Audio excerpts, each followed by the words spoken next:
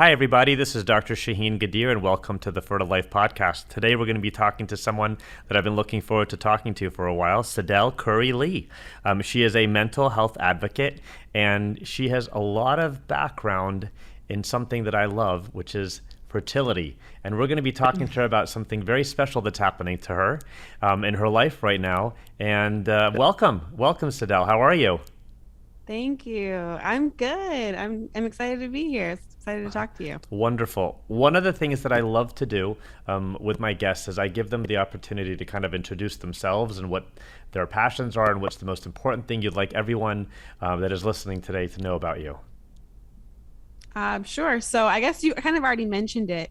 I'm a mental health advocate. So when I first started in the space of social media, a friend of mine had encouraged me to do it because I had a platform on Instagram, and he was like, this is back in 2017, 16, actually. He was like, people are actually making a career out of like the social media stuff. You should really get into it.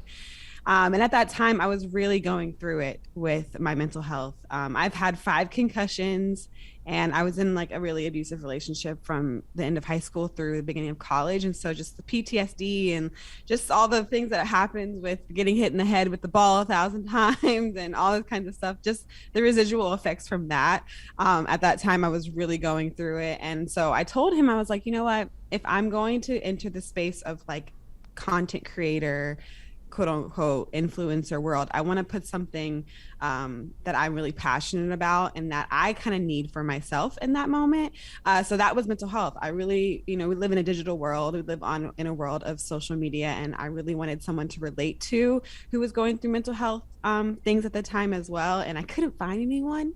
So I was like, you know what? I want to be that for someone else. And also like kind of help myself in the journey as well. So yeah, I'm really passionate about mental health. I think that starting the conversation and changing the stigmas around it, and just basically like validating our own emotions and feelings is so important in the walk of mental health. So yeah, that's kind of what I live and breathe every single day.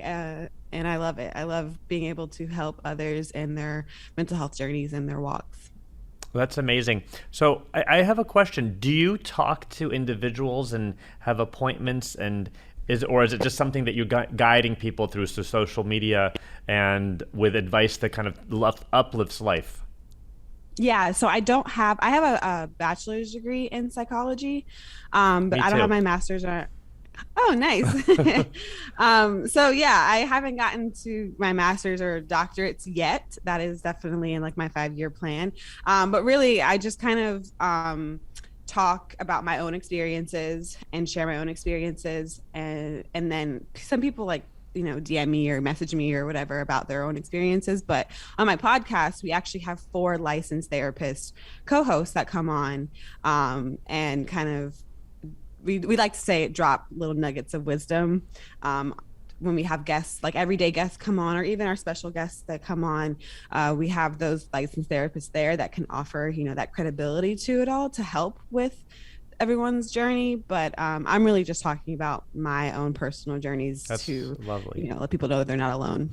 I think the fact that you are open about an area that has been a big challenge in this country is huge. I find as I was saying, I also have my bachelor's in psychology, and I loved it, along with all the pre-med classes that I used to do. My fun classes were my psychology classes. And I have to tell you, I think I took more away from those classes than I did from my basic science classes that I did for medical school. Every single patient that I talk to on a regular basis, it's very important for me to address their mental health, their outlook on life, the way that they're going into fertility treatment, because I think that makes such a difference on how people do. I've had 100%. people that went into it with unbelievable positivity where I was really concerned about how well they were going to do. And I think just the positivity they brought to the table during their fertility treatment cycle allowed them to do better than they normally would have done. And I really believe in that. So I Absolutely. think bringing that out in people, and I'd love to hear your take on how you think of it, but I think that's so important. And whether it's a nugget on your show or whether it's, me encouraging someone to stay positive, that positive energy that people bring out in themselves and can fill with themselves, it goes a very long way. Yeah, I mean, I'm sure you also know as a doctor, like there's a chemical thing that happens in the brain as well when, we're staying positive and trying to stay hopeful, which can be so difficult in the fertility So journey. Like so hard. you get more no's than yeses in the fertility journey, which I mean, it is what it is. And so it's a challenge to stay hopeful. But I think what really helped me and my journey is knowing what the end goal was and knowing that I couldn't give up until I exhausted every single option that was possible. And for me, I just really clinged on or clung, whatever the tense is Is for it that. clang? I really held on, clinged.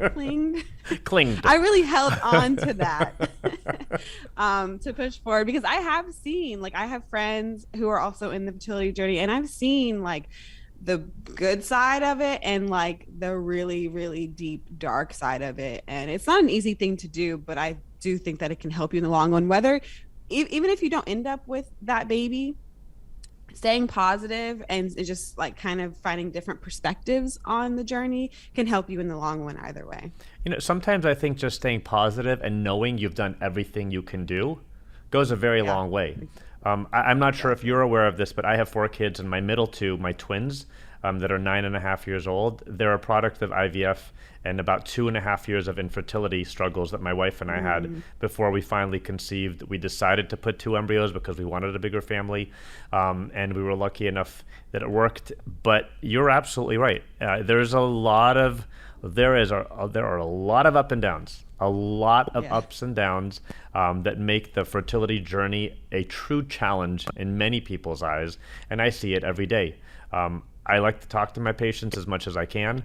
I like to make sure that the nurses on my team are incredibly caring human beings because I think, Yeah. you talk to the nurse definitely more than you're going to talk to me. You're going to talk to them multiple times a day sometimes. So the Yeah. people that I have, one of my nurses, when I walk by and I hear her voice, she is just so calming and so loving at all times that I think it goes a really long way. And when my patient pulls Yeah. me aside and says, "Oh, I love Maria, she's so lovely, and I love Angela, she's so amazing," it goes a long way to know that your entire team is on the same page as you. 100%. But I would love to delve in a little bit into your story about fertility, if that's something I've heard you're completely open about it, and I hear we have a baby on the way really soon. So I'd love to learn a little Yes. bit more about it. Okay. Yeah, I'll try to give you like the shorter version, but detailed. So back in 2018, my husband and I, well, we got engaged in November 2017. And when you get engaged, you kind of talk about what's next for like what are you gonna do about kids and stuff. And so we decided that we wanted to be married for at least a year before we had kids. And so I got on birth control for the first time of June 2018. We got married in September of 2018. And then we were married for a month and we were like, okay, like love you, love you. Let's try to have a family. So I got off of my birth control and you know, I thought that that's all we had to do, just get off of birth control, and we'll see what happens. So we get to maybe June of 2019, I believe, and nothing was happening. And I went to my doctor, my OB, and I was like, can you just run some tests on me, make sure that I'm okay, everything is good. We've been trying for about 6 months now, and nothing's happening. And she's like, yeah, like you're young, but I'll run some tests. Like it's totally fine. Usually we don't send you off to specialists until you're a year into trying, I'm sure. Your listeners kind of know that as well. And so I said, sure. Sorry, how old were She you ran at the time? 24, 23. Wow, that's really young. 23. Yeah, I come from, my parents had my oldest brother when they were 20. My mom was 21, my dad was 23. My oldest brother had his first baby at 24 or 23, something like that. So it's not like, it's not that bizarre. No, in it's my not family bizarre. By to- the way, my wife was in her 20s when we had to do IVF as well. Okay, yeah. So and that's what I want to also get your perspective on that too, about the whole you're young kind of wait and see type of situation. But anyways, I mean, you can answer it if you I'm want. happy to Like, answer it. So I've had the predominance of my patients are probably in their late 30s, early 40s. But I have had over the years many patients in the 20s that, whether they're coming to me just to be smart and freeze their eggs, which I love. Yeah. Usually they don't even come until they're 30 to do that, but I do have people in their 20s. But I've had people that came in their 20s and said, like, we've been trying, like, we got married out of high school, or we were high school sweethearts, and they just met at a younger age, and unfortunately, for one reason or another, there's generally something going wrong when someone can't get pregnant in their 20s. It's not just like, oh, this or that, like that we can't really pinpoint, but usually it kind of comes down to something. We have a fourth kid that came as a surprise. So we're not sure. I love when that happens. And I've had so many patients of mine that came to me and had a kid with so much struggles. Baby 2 and 3 just popped right out and got pregnant in a second, and it was zero work. So hopefully that'll happen for you as well. But yes, we do have patients in their 20s. We have a few embryos left. Good, so good. We'll see what happens. But yeah, so that was in June, and then September comes around, and I was still testing, obviously. When you're in that cycle of trying to get pregnant, you test every month. So I had also went to an acupuncturist because I thought that maybe my periods were not long enough. She said that I would maybe bleed 3, maybe 4 days max. That's totally normal. And my acupuncturist was like, you can maybe bleed a little bit longer, and she put me on these like herbal supplements to help space them out. And so that happened. And then in September, I was testing just randomly one day, and it was positive. And I was like, oh my gosh, like, is it actually happening? I was so excited. It wasn't like a full on, like, it wouldn't have come up on a digital test, but it was definitely the first positive line that I've seen. And it was we're leading up to our anniversary. So that was gonna be my anniversary gift to Damion. Like, yay, like, you're gonna be a dad. And I kept testing because when you're trying for so long, it's hard to believe it, So I just kept testing every day, and it kept getting lighter and lighter and lighter. And then I ended up having a chemical pregnancy at that time. So that was really devastating in itself. But we kept trying. December or January came up of that next year, and it was time to go to the doctor. Nothing's happened. It's been a year. She sent us off to a clinic, fertility clinic. Damion got his sample tested. I got more test run. I looked at my fallopian tube, made sure everything was clear. And it was in March. So my husband plays for the NBA, and we had got shut down. Like, the NBA closed because of COVID, like 2 weeks before the rest of the world, like, caught up to being like in lockdown. So we were in a week of lockdown when we got a call from my doctor saying, well, there's a very low chance that you and your husband will be able to conceive naturally. And I was just like, I started laughing when she told me. Like, I guess that's the way I deal with just shock. I just start laughing. And my husband was not very happy. He showed how I felt on the inside, really. He was angry, just didn't understand. My doctor told me that, the only chances of us getting pregnant was through IUI, IVF, donor egg, or donor sperm. And so it was just kind of like, what? And I'm a very, like, okay, action plan. Like, we know the problem. Like, let's go to the next thing. What do we got to do? And Damion, my husband, was like, no, we're not doing that. Like, we're not doing that. And I was like, okay, so are we going to adopt? Like, is that what we're going to start talking about now? But he eventually, like, came back around and was on the same page, and we got together to decide what was next. I'm very curious. Sorry, I don't mean to interrupt, but no, I'm very curious. Please. Why was he so against fertility treatment? Because I hear this all the time. I have people that call me, and then, like, when you tell them what they really have to do, I'm not sure if they get offended. I'm not sure if it hits a spot that is really a trigger, because everyone wants to be able to have a baby on their own without any help. Yeah. Of course, we all know that. But what was his reasoning? I'm sure because of our diagnosis, there was issues with him, issues with me. And, like, as a man, you kind of carry a whole lot of weight in, your ability to care, like spread your seed, you know, like I'm sure that's kind of what also was attached to it. But you know, not everyone thinks like I can't do anything about that, you know, like that there's nothing he did or nothing I did to, you know, make us the way that we were have been made up. It's just kind of natural causes. It is what it is. It's how we were born.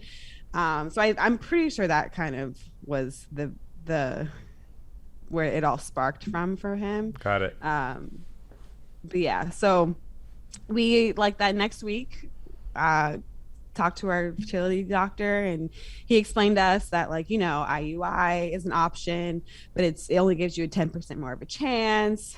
But in IVF gives you a way more better percentage, but it's up to you guys what you want to start with. And I'm one of those kids that hates needles, or I was one of those kids that hated needles. And because of that, I knew from a very early age, like, I've always wanted to be a mom. I wanted to be a mom at 16 years old. Obviously, I was like, let me just wait till I get to the right position in my life. But I wanted to be a mom. And so I would think about different ways that women got pregnant. And from the age of like 12, was like, I pray that I never have to do IVF. Like, I was just, at 12, I'm thinking, I don't want to do IVF. Lord, please let me have to do IVF. And so here we are. And IVF. And so we decided to go with IUI to begin with because it's less invasive. That's pretty much it. I was like, you know, I don't want to get a needle in my stomach every day or whatever. Let's just do the IUIs. We made a plan, 3 IUIs, give that 3 tries, and then it doesn't work, we'll go on to what's next. So leading up to the IUI, the first one, I was really excited, very optimistic. I'm sure how all of your patients are, like, super excited. And I did what every doctor tells you not to do after your procedure. I also, because I had a trigger shot for ovulation, and I was like testing out my trigger shot because, you know, I'm watching all of these different videos and women are testing out their triggers so that when they test, you know, later on in the 2-week wait, they can know the difference between the trigger shot and if they're actually pregnant. So I'm going to explain that for people. So when you do an artificial insemination cycle, right when you want those eggs to release, your doctors sometimes give you this trigger shot. It's the same hormone that helps you release your eggs, similar hormone, that also is the hormone that goes up when you're pregnant. So when you give yourself the shot, and women sometimes don't know, they would do a pregnancy test like 2-3 days later to see if they're pregnant, and it shows a positive pregnancy test. So you need to make sure to wait 10 to 11, sometimes 12 days for that to go out of your system, and then the hormone of pregnancy starts to go up, showing that you're really pregnant. Yeah, that's why doctors tell you not to test, because it's very hard to differentiate the difference between the trigger and the actual pregnancy hormone that your body is naturally creating. But don't be like me. So I tested, but actually it stopped showing. Like, I tested out the trigger and really nothing else was showing up towards the end of those 2 weeks. So I knew that I wasn't pregnant. I knew that it didn't work. But went in for my blood draw and got that call, and that was probably the most devastating call. And I look back, hindsight, like dust. It's like only a 10% chance that I'll, like, from where you started, I shouldn't have gotten that hopeful. But when you have a plan, I was there. So I was so devastated. I think I went into I know I went into a deep depression for at least a week or so, which was really hard too, because then they're like, okay, well, you can start your next cycle while you're bleeding this out, like, from the first cycle. And so I'm entering my second cycle, or my second IUI, I'm cautiously optimistic. After I got out of the depression, I'm like, okay, my body needs to be positive. My body needs to be relaxed. I can't hold all of this stuff inside me. So I got fought out of that depression, went into the next cycle, another fail. And it's funny how you were talking about, like, you love psychology, because it's so important for doctors to be in tune with their patients. Because my doctor was like, I know we made a plan for 3 IUIs, but hearing how you're talking, seeing how you're looking, just your body language, I don't suggest going into a third IUI for you. I maybe take a break, maybe take a month off, do something, that makes you happy, because I just don't think that you're really in it. But I'm very stubborn. Is my internet connection okay? Yeah, Can you you hear sound me? great. Yeah. Okay. Sorry, it was going in and out. Um, You're really but I'm stubborn. very stubborn. And I was like, nope, I have a plan. We're going with the plan. So we went into a third IUI, no hopes at all, no positivity, just kind of like, we're doing this because it's just going through the motions, going through the motions. Didn't work. And so then we decided to take that next month off, which was November of 2020. We took it off. We went to Mexico. We were like, we're just gonna let loose, like have fun. We've been on these strict like day-to-day diets, and we were having a lot of fun. Everything was just surrounded around fertility, trying to get pregnant. So we left. We knew when we came back we would start the IVF process. So we came back.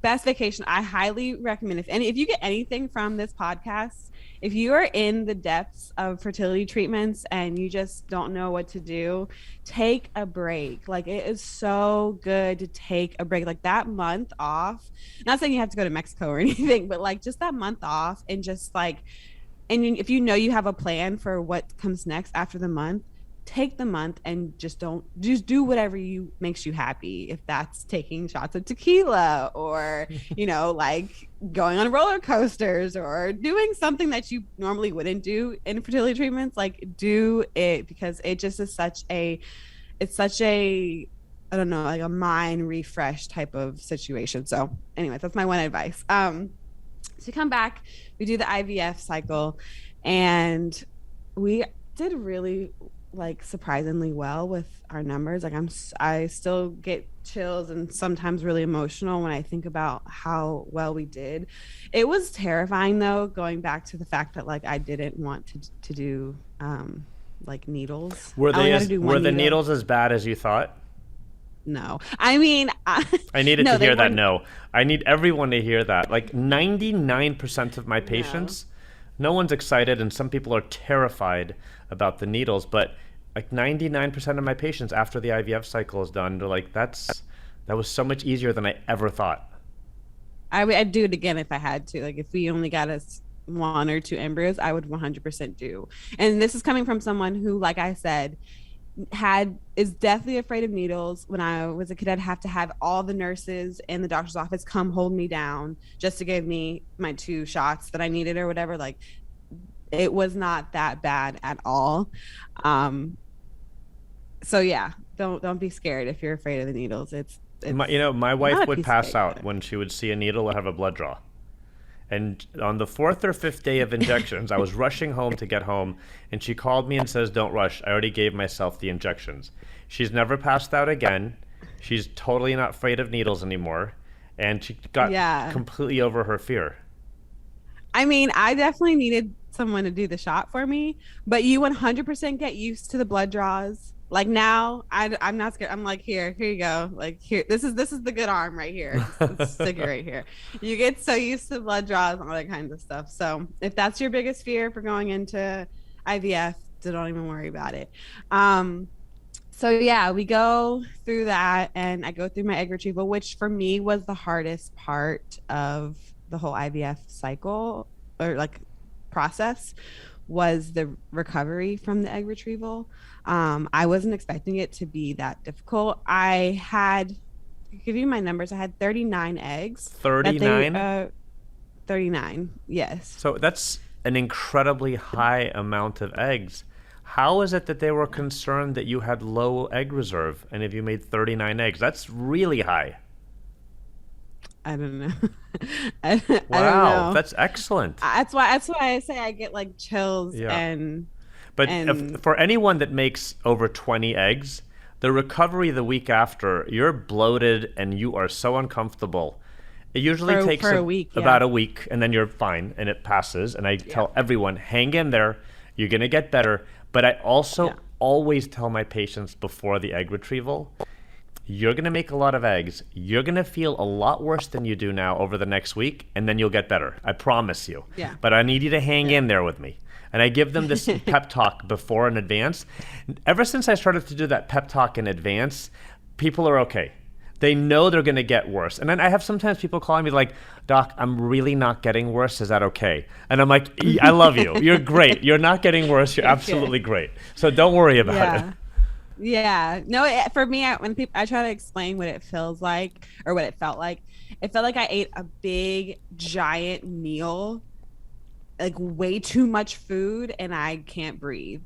Like that's kind of how it might, like the bloat felt. So and the science, I want you to know the science though. So when your ovaries get really big with lots of eggs, when we take these eggs out by suctioning the fluid out in the follicle, the little capsule that's holding the egg, those bubbles refill with fluid and refill with blood, and then the ovary starts to become leaky. The fluid kind of leaks out of those little follicles, and your pelvis becomes full of fluid that little by little your body has to reabsorb, and then you have to pee it out, and then it goes down. If the fluid becomes a lot, it puts pressure on your intestines, so you feel you're like really full, nauseated, and if it comes even high, like when you're laying down and the fluid is going against like your lungs, it even makes it kind of hard to even breathe. Yeah, that's literally exactly. I didn't have OHSS. That's what they were kind of concerned about because of the high high number of eggs retrieved. But it was about a week, heat pad and some Colace, and I was good to go. You've got to be on top. I tell all my patients, there's something about all these hormones and the anesthesia that makes your system slow down a lot. So you've got to be on top of it. And there's a Creations close to my office, and I tell everyone to go buy this drink called the Poop Enforcer, and that saved people's lives before. Everyone's prepared with a Poop Enforcer. I probably could have used. I was popping Colace like Tic Tacs. Yeah, the Colace doesn't do that much for a lot of people. But anyways, I'm glad you knew that you needed to keep your body moving. Yeah. So at the end, we go through like the 6 days of growth and fertilization, all that kinds of stuff. And we ended up with 14 embryos. Wow. 14 embryos that went into blastocyst. That's great. So those are the embryos that get biopsied and then get frozen, and that means she has 14 in the game for genetic testing. Yes, and we sent them off to get genetically tested, and we sent 12 off. So we have 2 right now that are on ice that haven't been tested, but we sent off 12, and 11 out of the 12 were normal. Oh my God. That is unbelievable. That's phenomenal. Now you know why I get teary-eyed and chills every time I think about it, or every time I talk about it. So your husband's sperm quality and your egg quality are phenomenal, just FYI. We may have to recruit you to become a high-end egg donor after this whole thing is done, by the way, because that is getting 11 genetically normal embryos out of 12 is kind of unheard of. Really? I mean, there was one. Well, were you trying to go for higher than 11 out of 11, or out of 12? No. We were really. My doctor going into it is like, we could get you maybe 2 kids, 1 to 2 kids out of this. We're going to try to get you 1 to 2 kids out of this IVF cycle. And I was like, okay. That's incredible. not that the 11 are all. Well, they haven't. Are gonna work or stick, but I was like, 11, I feel like I can get maybe 4 kids out of this little bunch. So we have the 11, and I transfer my first one in February of 2021, and that process was just like the IUI process, all the medications that I took, and very anticlimactic experience, like just going into that transfer process. So anyways, transfer, and then the 2-week wait begins, and I was feeling like on top of the world. I was feeling so confident. I was doing all of my little superstitions, eating the Brazil nuts, eating the pineapple core, like resting, all that kinds of stuff. But during this whole process, the last year and a half of struggling to, have a baby, I just felt really down on myself. I had gained some weight because of all of the stress. I just wasn't feeling very like pretty or beautiful, whatever. So I had booked myself like a random photo shoot 7 days into my 2 week wait, halfway through. And so I booked the photo shoot. I was so happy. I was like driving on my way home, like feeling really good about myself. And I had some cramping, and I was like, "Oh, that's a good sign. Like that's a sign that the embryo's implanting or whatever." And so I get home and I go to use the restroom, and there's just like blood. It's just like my period blood had happened. And I was so confused because I was like, I'm supposed to wait at least 2 weeks. Like, I never even thought that I could have my period before the 2 week wait was over. That's never happened in the IUIs. That's never happened, when we were naturally trying to conceive, which was also crazy. I never had my period early. It always came like it was very regular or day after. So getting my period through the 2 week wait of the IVF transfer, like the embryo transfer, was just so devastating and so heartbreaking. And I don't know, it was just Did you do a pregnancy test? No, No, you I didn't even wasn't go in. testing at all. You just knew it was negative. Well, yeah, it was just so much. It was a full It was flow. like it was a full flow period. And so I hit my doctor, and he was like, "Okay, well, take some time to like, process this and figure out like we obviously have more embryos to go, so I don't stress too much. I know it's really like devastating and heartbreaking, but you still have more opportunities." Um, and here comes like my inner self that really put something inside of me pushed into gear, because I got an email, like I had emailed the nurse that I got my period, and that next day she was like, "Okay, I'm so sorry, like so sorry it didn't work. You are able to start your next transfer throughout this site with this cycle if you want to." And I forgot to mention, they put me on birth control before my first cycle, or my first transfer, which put me in the worst mental state I've been in a long time. Even worse than when I was going through the IUIs. Like, I would sit at home, like sit in a chair and do nothing all day. Like, I was very, very, very depressed, but for no reason. And it was because of the birth control. So I went into my doctor before my first transfer, and I was like, "Can I go back on my anxiety medication? Can I take something for this? Because I can't live like this. Like, I had to do something." And he said, "Well, you don't really need to go on the birth control. It's just a protocol that we put all of our patients through, but you're okay without being on it. So with this next transfer, I could bypass the birth control, the 2 weeks of birth control, and I could go into the next transfer cycle." So even though I was like completely devastated and just couldn't go on, something came to the forefront of my brain and just pushed into gear. And we did our second transfer 2 weeks after my full flow. And so during that cycle, my husband and I decided to leave the house. We had been in these four walls for so long, and we just needed a new perspective, just a new environment, somewhere where I wasn't just sitting in the house all day thinking about, am I pregnant? Am I pregnant? Am I pregnant? Should I test now? Should I test now? And so 7 days into this cycle, I started bleeding. Like, I had some spotting. And I was like, "You have got to be kidding me. Like, seriously?" Like, I can't get through a whole 2 week wait. Like, there's always got to be something. But it wasn't as heavy flow as the first cycle or transfer. So I'm like Googling, and I'm saying it could possibly be implantation bleeding.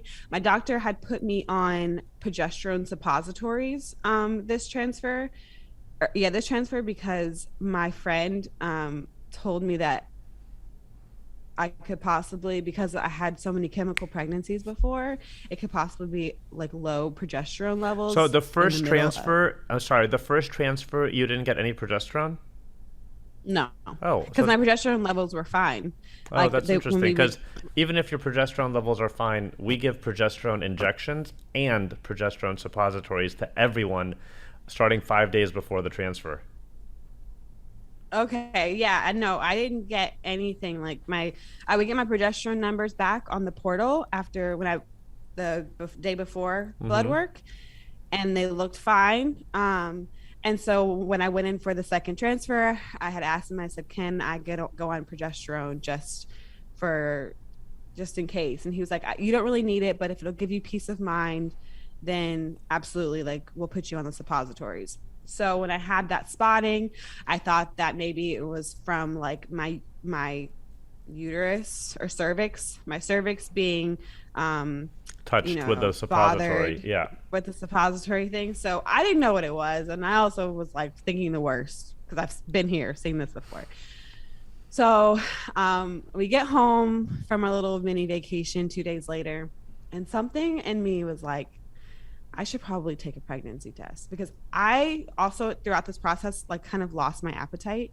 Um, Food just wasn't something that like I would eat to survive, but I wasn't like always hungry or anything like that.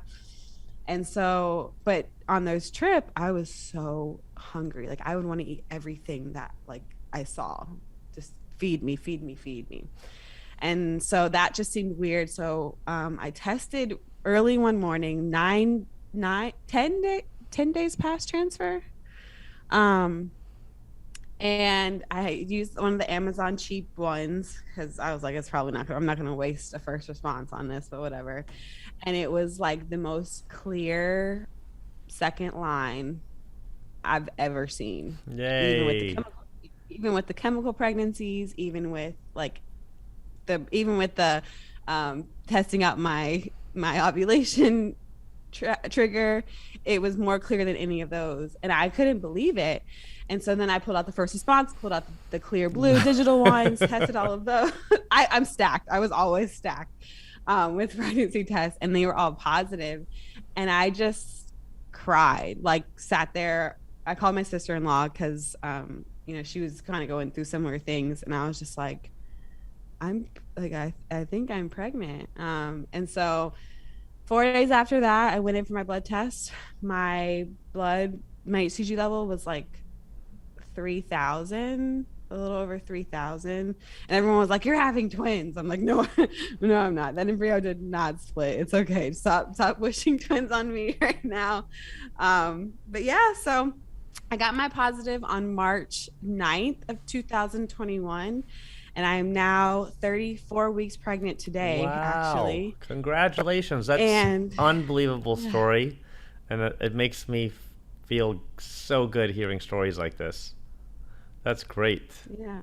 I mean, I love telling the story because I just love the power of science. Like magic, science is magic. Like it's just completely amazing that, in a situation where it was very low percentage, like it works and Well, we're at this in point now. 3 weeks from now, you can go into labor and it's not even considered preterm anymore. And for sure, 100% between 3 weeks and 6 weeks from now, you're going to have a beautiful baby. And I am so happy for you. And I can't wait to hear the Thank good you. news. And I just Thank want to you. thank you for being so open and so honest and so vulnerable. It goes a long way for people that are sitting there in the same shoes you were in a year ago or 2 years ago. It goes a very long way. So thank you. It's helping Yeah. people's mental health to know that there's other people just like them out there. So, Sydel, you should enjoy and smile and be happy because you didn't give up and you worked so hard. And I can tell you, your story is very inspiring. And thank you for Thank sharing you. it with us today. Thank you so much for being on the podcast. If someone wants to follow you and learn more about and make sure they know when your baby's coming out, how do they do so? Yeah, you can follow me on Instagram. It's Sydel Curry Lee. Just point blank. I post every day, so you can find me there. And then obviously my podcast at because it's not at that's the Instagram. My podcast is Because Life with Sydel, and there'll also be my journey through pre labor anxieties and all that kinds of stuff that I'm dealing with now. I'm talking about on there as well. Well, wonderful. So thank you again for being on. Thank you, everybody, for listening. And we will see you all in the next episode of The Fertile Life. Thank you.